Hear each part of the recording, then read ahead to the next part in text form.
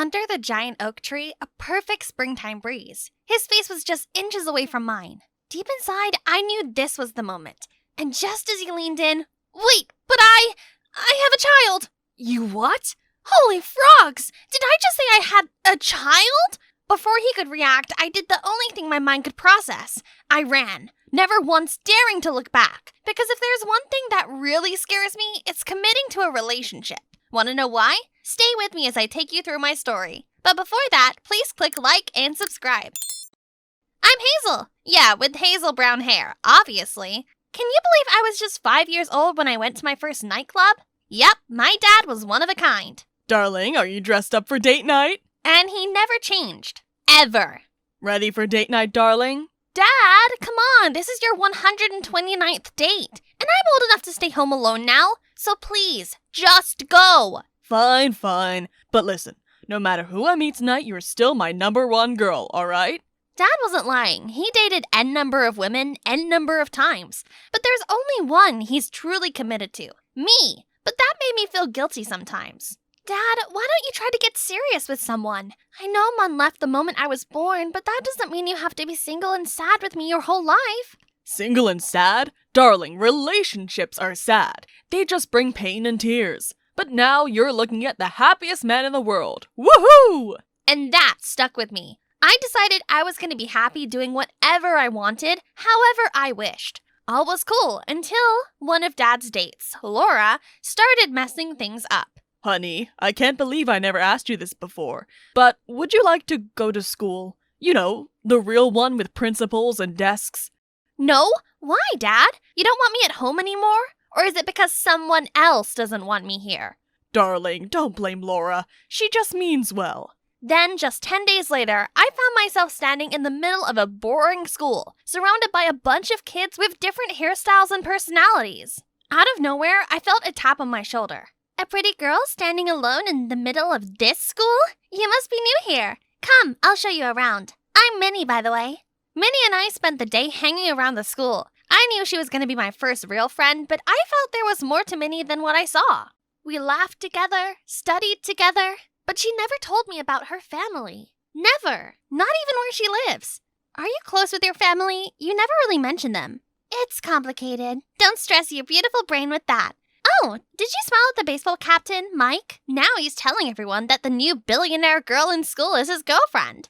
Really? That sounds interesting, but I'm not that interested in dating, though. The first few days were a breeze. I quickly became the most popular girl in school and was getting tons of proposals every new day. But then one day, Mike hit me with the biggest twist ever. Hazel, at first I thought you were just passing by my life, but now I realize that you are my life. Would you be my partner for the annual winter dance next week? Huh? You mean dancing? Sure, I love dancing. The moment I said it, the entire cafeteria erupted. Cheers, whispers, and gossip flying everywhere. Wait, this wasn't like I accepted his love proposal, or was it? Hazel, you did read the flyer I sent you about the annual winter dance rituals, right?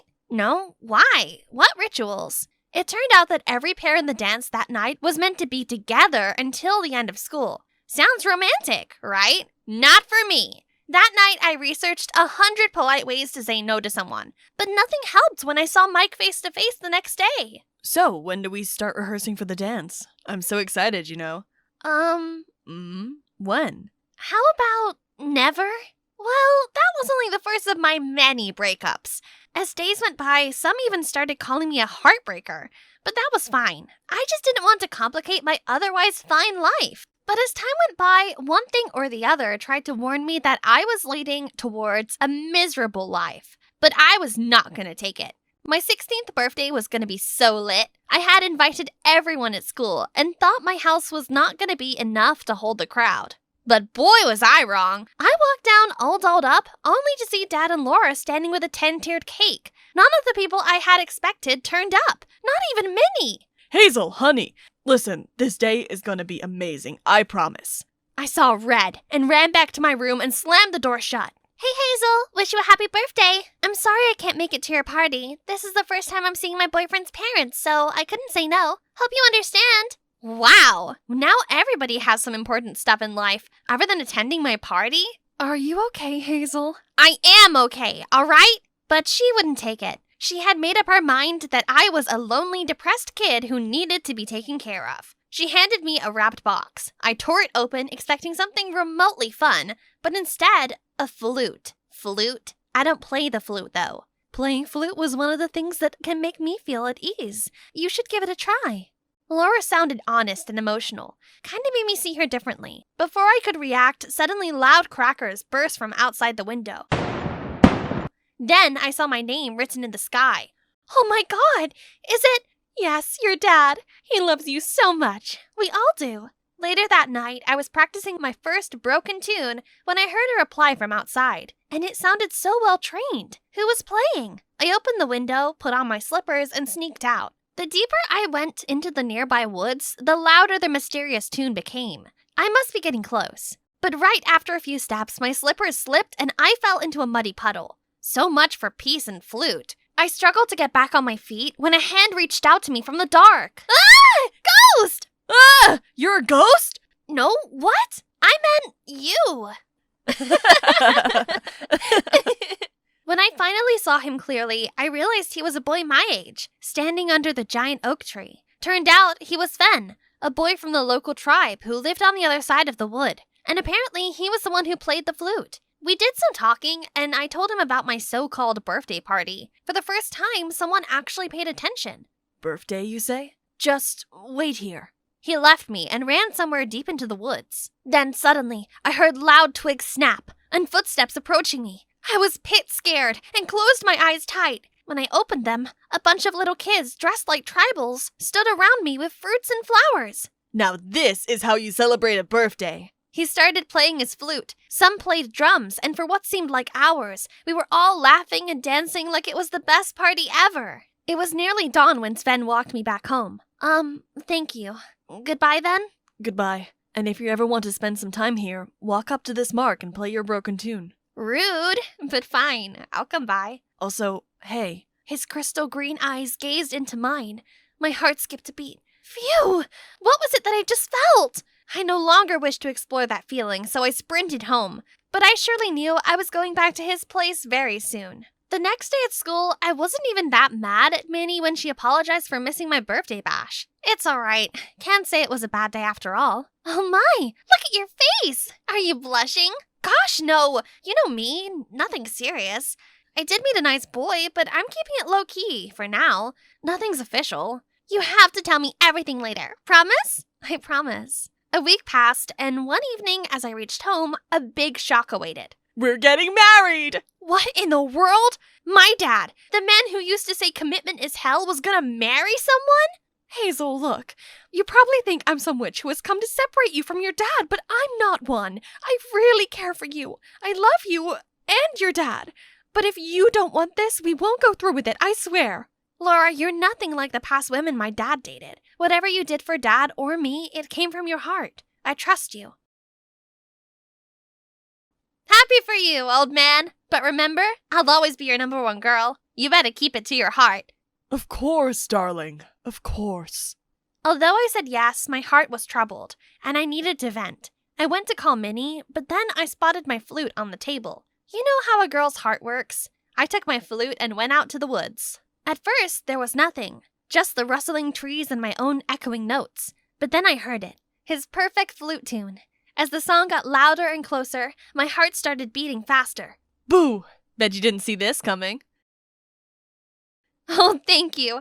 This is so nice. Well, today is full of surprises. I told him about my dad's wedding plan, and he was super excited. He even started sketching out the decor ideas. That tree right there has some amazing pink flowers, perfect for a dreamy wedding. Then he took me to a beautiful large tree that stood in the middle of the woods. He whistled and suddenly 100 birds flew out of that tree, shedding tons of pretty pink flowers on us. Dreamy, I know. I twirled around like a happy kid, but I suddenly slipped. Luckily, Sven caught me just in time. In his arms, I felt my feet slipping and my mind racing. Well, it's official then. I'll tell my dad you'll do the wedding decor. Sure, and hey, never think you're alone. I'm here. I'm so glad you came today. That was sweet. If I stood there a minute longer, I'd hug him, so I smiled and walked away. Days passed. Sven and I had become super cool friends by then. We even built our own little wooden shed by our favorite tree. Maybe, just maybe, I was starting to fall for this guy. Dad's wedding day arrived. Everyone appreciated the decor Sven was doing in our garden. No one's gonna believe this is a small urban garden. Looks straight out of the woods. Told ya, that's the magic of the guy you're about to meet. Sven! Sven? Minnie? Somebody tell me what's going on. She's my twin sister. Holy crabs! I was falling for my best friend's brother? I wished I could disappear into the air right then, but it was time for the wedding. Minnie and I stood quiet, a million questions burning inside. Was Minnie from a tribal background? Was that why she refused to speak about her whereabouts all along? I was in a Rich Go cover, okay? I wanted to blend in. You don't have to explain, Minnie. We're all past those silly misunderstandings. Maybe, but this has to stop. What do you mean? Your rich friend's off limits to me now? Not that, Sven. You don't know about her. No offense, Hazel, but I can't just stand by and watch you break my own brother's heart like you do with every other guy. Minnie, she's nothing like you know of her. You don't know what she'll do to you, Sven. Enough! Can't you take your sibling fight elsewhere? I need to leave. What a pretty mess I've fallen into. And worse, Sven was growing on me and I had just started feeling something that might lead to a true relationship. Now I must give that up for Minnie? Tears rolled down my eyes as I quickly slid through the dancing crowd straight into my room. Soon after, there was a knock. Not now, Dad! It's me, honey. Sorry, I saw you running and I had to break in. I don't know what got into me, but I just hugged her and cried my heart out. She felt like a mother I wish I had. After hearing everything, she had a perfect idea. You think that'll work? Sometimes, Hazel, the only way to know who's real is to test them. Her words echoed in my head, sounding so simple, so brave. But as I sat on my bed, phone in my hand and Minnie not answering, a knot of dread tightened in my chest. If she wouldn't pick up, maybe Sven would. Sven, I've made my decision. I need to go. I can't be the reason you and Minnie drift apart. You can't leave. What about everything we built here? I'm sorry if this wasn't obvious before, but I really like you, Hazel. Please, I'll talk to Minnie. I'm sorry, Sven, but it has to be this way. Minnie wasn't entirely wrong. I had broken many hearts in the past, so maybe this is what I deserve. Getting my heart broken. Just so you know, I liked you too. That's why I must go. He held my face, and we got so close to having a moment when it started raining. I got to my senses and backed away. I ran out of the woods, Sven following me. Hazel, please don't hurt yourself like this. I crossed the road to my house when suddenly a car screeched right behind me. Sven was in the middle of the road, staring blankly. I rushed to push him away. He fell on the other side as the car sped away. Well, I got some bruises in the process, but the best thing was I saved Sven. Sven and Minnie came to visit me, but this time Minnie didn't look guarded. She didn't look like someone trying to protect her brother from me. She looked like my best friend. Well, that's a relief. Though I did bring these in case you still needed some convincing. I think I'm already convinced. You two are annoyingly cute. I'm sorry I was such a jerk. Sven told me everything just now. You shouldn't leave. I can see that you have true feelings for him. It's all right, Minnie. I won't let you down. We all laughed, and for the first time in a long while, I truly believed in a love that was real. Even if messy, it was honest and quietly beautiful.